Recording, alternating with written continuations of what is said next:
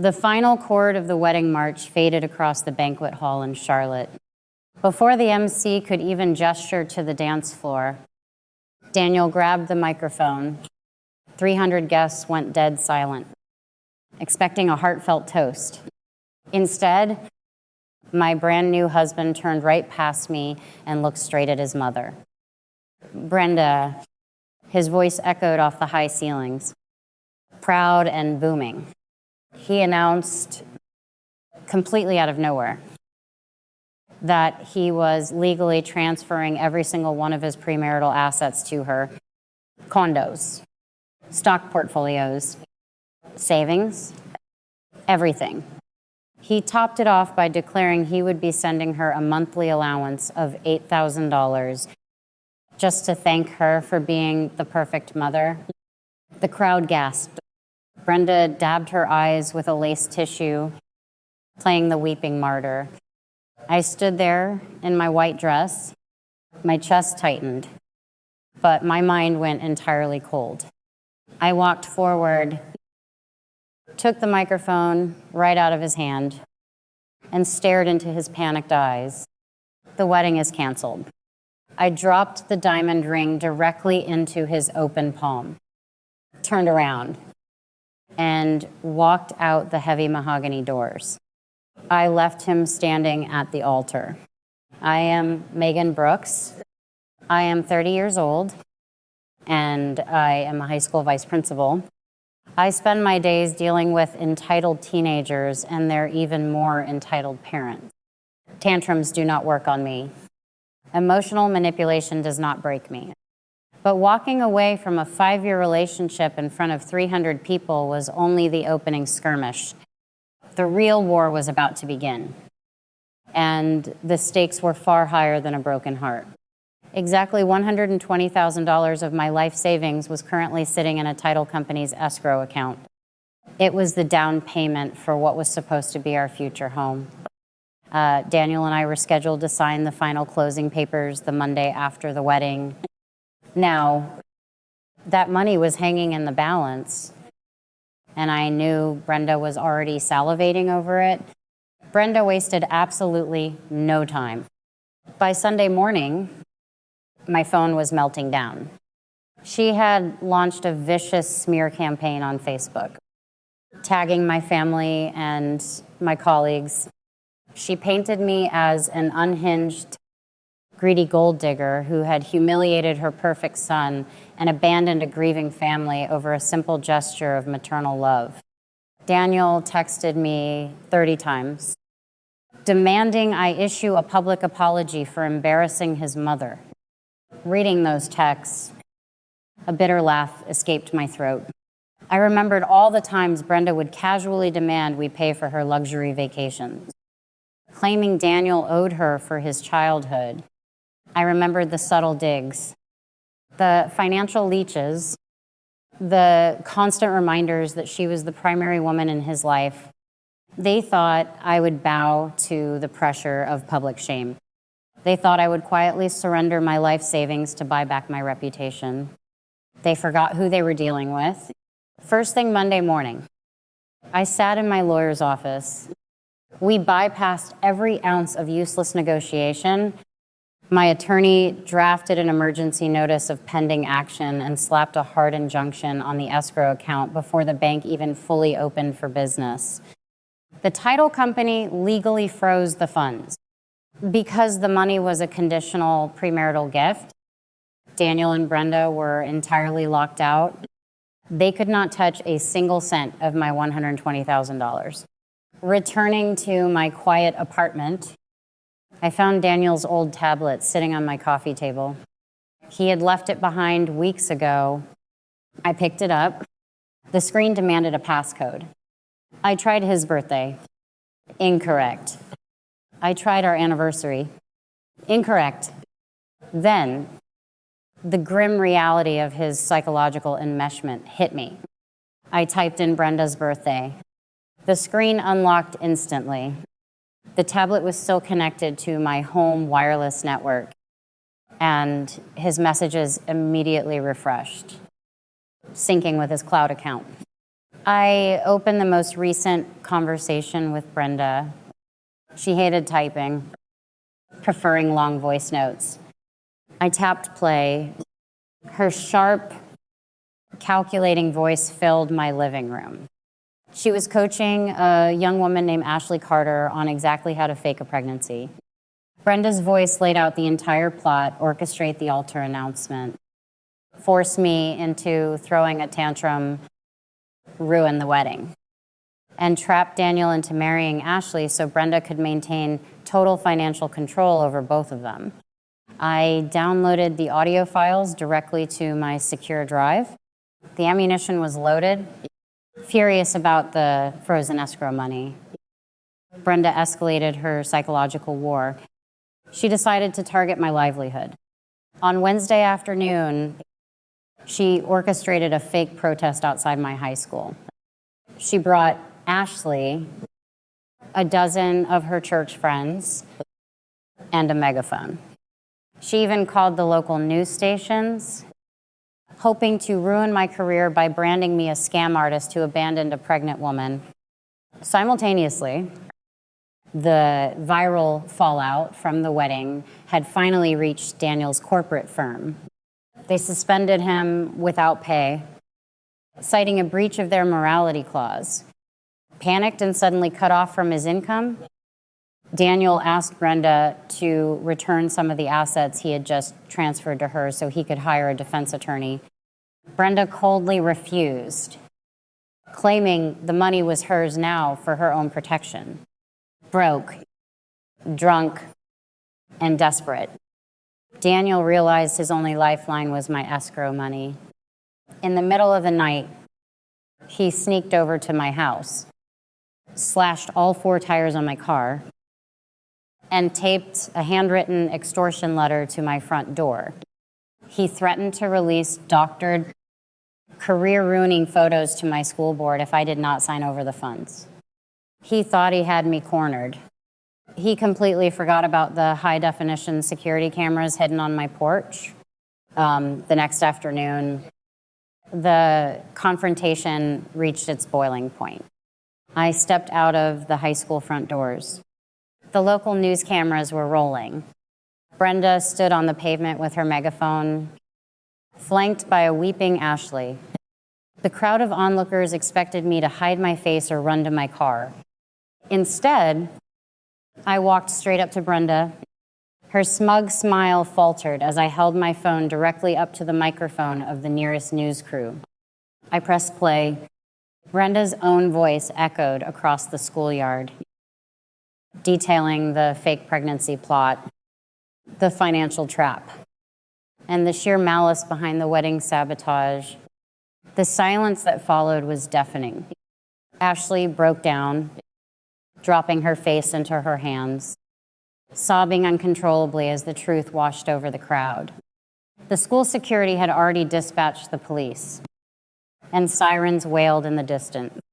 Officers arrived and placed Brenda in handcuffs for disorderly conduct and harassment.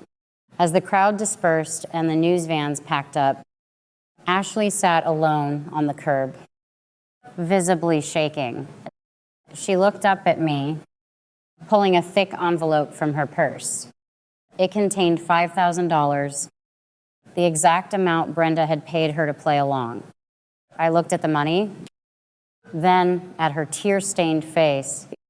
I refused it. I told her to take that cash, pack her bags, and move out of state. I told her to never let a toxic family use her as a pawn again. She nodded, her eyes wide with a mix of shame and gratitude. She left Charlotte that very night, cutting all ties with the foster family forever. The police officers were finishing their report when I handed them Daniel's handwritten extortion note, right alongside the crystal clear footage from my porch cameras. Daniel was arrested at his apartment 2 hours later, but I did not wait for the slow, grinding wheels of the federal bureaucracy to deliver my ultimate justice. My lawyer used Daniel's extortion arrest to file an immediate civil court injunction under the fraudulent conveyance statute. Daniel had attempted to transfer his wealth to his mother while actively facing a massive legal and financial liability. The state court instantly placed heavy liens on Brenda's newly acquired real estate and froze her state-level bank accounts. Brenda could not even post bail for her own son. Simultaneously, my lawyer filed a formal whistleblower report with the federal tax authorities regarding the massive untaxed gifts Daniel had handed over at the altar. The federal government seized whatever was left. The toxic duo was bankrupted, publicly disgraced, and entirely destroyed by their own bottomless greed. Within 2 weeks, my $120,000 was safely released back into my possession. Months passed. The noise faded, replaced by a profound healing silence.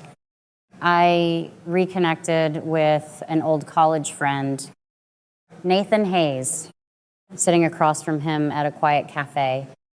Watching him speak with genuine respect and boundaries, I finally experienced what healthy, unenmeshed love actually feels like. There was no manipulation, no hidden agendas, and absolutely no shadows of a controlling parent looming over our conversations. Now, looking back at the wreckage of that 5-year relationship, I realized the most terrifying part was not the betrayal at the altar. The most terrifying part was how close I came to accepting that life. We are conditioned by society to endure unimaginable disrespect the moment the word family is involved. We are told to compromise, to forgive, to keep the peace. But keeping the peace with emotional terrorists only guarantees a lifetime of war within yourself. The psychology of a controlling mother and a compliant son is a closed loop of toxicity. She views him not as an independent human being, but as a possession, an emotional husband, a retirement plan. And he complies because obedience is easier than accountability. Surviving this ordeal taught me 3 absolute rules about life: love and survival. Rule number 1, blood does not make you family. Respect does. Toxic enmeshment relies on disguising control as maternal love and submission as filial duty. If someone requires you to shrink your boundaries to fit into their family dynamic, they are not welcoming you into a family. They are recruiting you into a cult. You owe absolutely nothing to people who treat your dignity as an obstacle to their comfort. Rule number 2, the sunk cost fallacy is a psychological trap designed to steal your future. I spent 5 years of my life building a foundation with a man who turned out to be a hollow shell. Walking away from 5 years of memories, inside jokes, and shared dreams is agonizing. It feels like an admission of failure. But losing 5 years to the wrong person is a tragedy. Losing 5 years in one single day is a choice. Breaking off a 5-year engagement at 30 years old is infinitely better than enduring a bitter divorce at 40 with a drained bank account and a broken spirit. Time spent making a mistake does not mean you have to dedicate the rest of your life to living it. Rule number 3, true power is quiet, factual, and backed by a relentless paper trail. Narcissists thrive in chaos. They want you to scream, to cry, to lose your temper, because your emotional reaction is the only currency they know how to spend. They use your anger to paint you as the villain. I did not give them my tears, and I did not give them my rage. Screaming matches yield absolutely nothing. Emergency injunctions, camera footage, and legally binding audits yield justice. When you are dealing with people who lie for sport, your only weapon is the cold, unfeeling weight of evidence. I am Megan Brooks, and I am finally free. I look around my life now, and every piece of it belongs to me. The home I bought, the peace I wake up to, the love I allow into my space. It is all built on a foundation of radical self-respect. Look closely at the people standing around you right now. Look at the people demanding your unwavering loyalty, your money, and your endless compromises. Are they genuinely protecting your future? Or are they just banking on your silence? Stop financing your own disrespect. Stop paying the emotional toll for a bridge that only leads to your own destruction. If you have ever had to cut the cord to save yourself, if you have ever had to walk away from a table where love was no longer being served, share this story. Let them know we are not staying quiet anymore. I know exactly what you are screaming at the screen right now. You are sitting there asking, how in the world did a smart, independent, 30-year-old high school vice principal waste 5 whole years with a spineless mama's boy? How did she not see the massive red flags before he literally gave away the farm at the altar? Let us clear something up right now. Megan was not stupid. She was trapped in what psychologists call the slot machine effect, also known as intermittent reinforcement. Toxic enmeshment in narcissistic families do not show their teeth on the first date. They start with crumbs of hope. A nice dinner here, a fake apology there, a fleeting moment where he actually acts like a supportive partner. You keep pulling the lever, hoping for the jackpot, a normal, healthy family dynamic, but all you get is just enough of a payout to keep you playing until you are emotionally and financially bankrupt. They groom you to believe that if you just compromise one more time, things will get better. But when the illusion finally shattered, Megan did not just survive, she gave us a masterclass in financial self-defense. Let us break down her street-smart survival tactics. First, we have the audit strategy.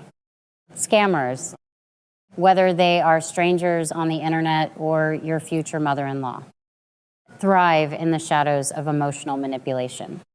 They want you to panic. Notice how Megan handled her $120,000 in escrow. She did not text Daniel begging for it back. She went straight to a lawyer and filed an emergency notice of pending action, alias pendens. Then she pulled the ultimate audit move by filing an IRS whistleblower report on Brenda's untaxed gifts. She took their emotional warfare and responded with cold, hard federal bureaucracy. Second, she mastered building the case. When you are dealing with pathological liars, your feelings do not matter. Evidence does. Megan did not confront Brenda's fake protest with tears or a screaming match. She confronted her with high-definition, synced audio recordings and porch camera security footage. Do not argue with a narcissist. Document them.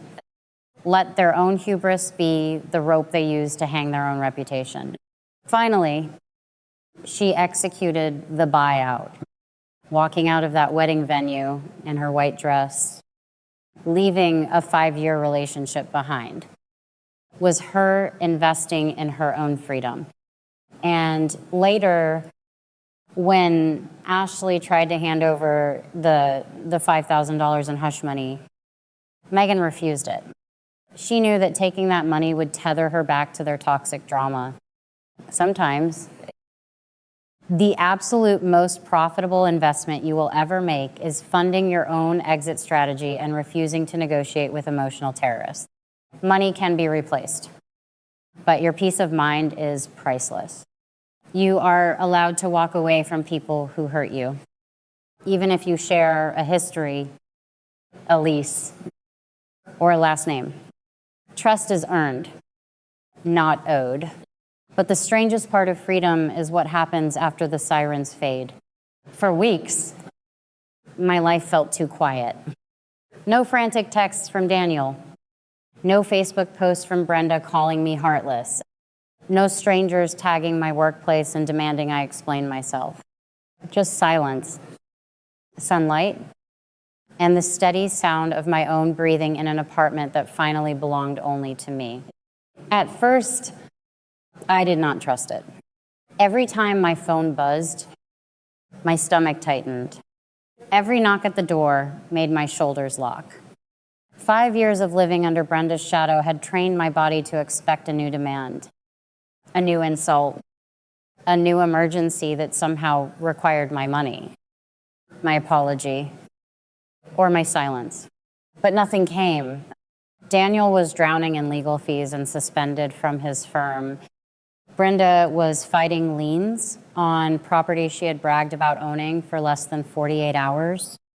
Ashley Carter was gone from Charlotte, and the last thing I heard was that she had moved 2 states away and taken a job at a small accounting office. She never contacted me again. And honestly, I was glad. Some people are meant to be forgiven from a distance, not invited back into your life. The first real decision I made after recovering my $120,000 was not dramatic. I bought my own house. Not the house Daniel and I had picked together. Not the house Brenda had walked through. Touching the kitchen counters and saying, "This will be perfect when I come over for Sunday dinners." I wanted nothing with her fingerprints on it. I bought a smaller brick home with a wide porch, old oak trees, and a little office facing the backyard. The paint needed work. The cabinets were outdated. The guest bathroom had terrible floral wallpaper. But the moment I stepped inside, I felt something I had not felt in years. No one was claiming space over me. No one was measuring whether the house served Daniel. No one was calculating how often Brenda could visit. It was mine, on the day I signed the papers. My attorney slid the final document across the table and smiled. "Congratulations. Megan, this one has only your name on it." I stared at that sentence on the deed longer than necessary. Only my name. For most people, that might have sounded ordinary. To May, it sounded like a locked gate swinging open. 2 months later, Daniel wrote me a letter from a court-mandated treatment program. His handwriting was messier than I remembered. He said he was sorry. He said he had been manipulated by his mother. He said he never meant for things to go that far.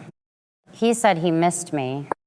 He said if we could just sit down once, without lawyers, maybe we could find our way back to the truth. I read the letter at my kitchen table. Then I read it again, slower. There was regret in it, yes, but not accountability. He was sorry the plan failed. Sorry the assets were frozen. Sorry his career had been damaged. Sorry the public saw him clearly. But nowhere in that letter did he say, "I chose to humiliate you at our wedding." Nowhere did he say, "I chose my mother's control over your dignity." Nowhere did he say, "I threatened you because I believed your fears still belonged to me." So I folded the letter, placed it in a file labeled legal records, and went back to painting the guest bathroom. That was healing. Not a final confrontation in the rain. Just choosing wallpaper over chaos. Brenda tried a different route.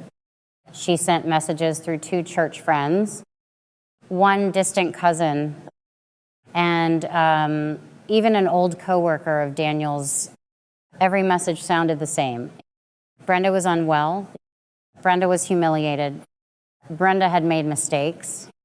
Brenda was still basically family. I did not respond to a single one. That was the part people hated most. They could understand anger. They could understand lawsuits. They could understand a dramatic courtroom victory. But they could not understand silence, because silence meant Brenda no longer had a stage.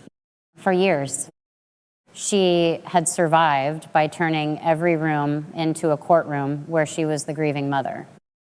Daniel was the helpless son, and I was the cruel outsider who refused to know my place. But a performance dies when no one keeps watching. 6 months after the wedding, that never became a marriage. I took my dress out of the garment bag. It was still beautiful.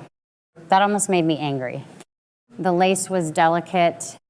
The bodice fit perfectly. The train caught the light like water. For a moment, I remembered standing in the bridal suite, believing I was about to begin a life. Then I remembered Daniel's voice booming through the hall. I did not cry. I called a local women's shelter and asked if they accepted formal gowns for fundraising auctions. The director paused when I explained, then said softly, "We would be honored." A week later, the dress sold for more than expected. The money went toward emergency housing for women leaving abusive homes. When the director called to thank me, she said, "You turned something painful into an exit door for someone else." I sat with that sentence for a long time. Maybe that was the difference between survival and recovery. Survival gets you out. Recovery decides what your pain is allowed to become. Nathan Hayes never pushed me. That was what made him different. He did not ask when I would be ready to date seriously. He did not try to rescue me. He did not act offended when I needed space. He never once told me I was overreacting when a certain phrase or tone made me go quiet. One evening, we were sitting on my new porch with takeout containers balanced between us. The sky was turning orange behind the oak trees. "I need to tell you something," I said. He set his fork down immediately, not with fear, with attention. "I do not want love that requires me to fight for third place." I said, "I will never again compete with someone's mother, ego, addiction, reputation, or cowardice. If I have to beg for basic loyalty, I am gone." Nathan nodded. "That sounds fair." I blinked. "That is it. What else should it be?" I laughed then, but it came out shaky. Because when you have spent years begging someone to understand your simplest boundaries, basic respect feels almost suspicious. Healthy love is not fireworks every second. Sometimes healthy love is a man hearing your boundary and not trying to negotiate it down. A year after the wedding, I stood in front of the bathroom mirror before work, pinning my hair back like any other morning. My phone buzzed with a calendar reminder. 1 year since canceled wedding. I stared at the words, then I deleted the reminder. Not because I wanted to forget, because I no longer needed an anniversary for the day I saved myself. At school, a senior girl came into my office crying. Her boyfriend had been pressuring her to turn down a scholarship because it would take her too far away from him.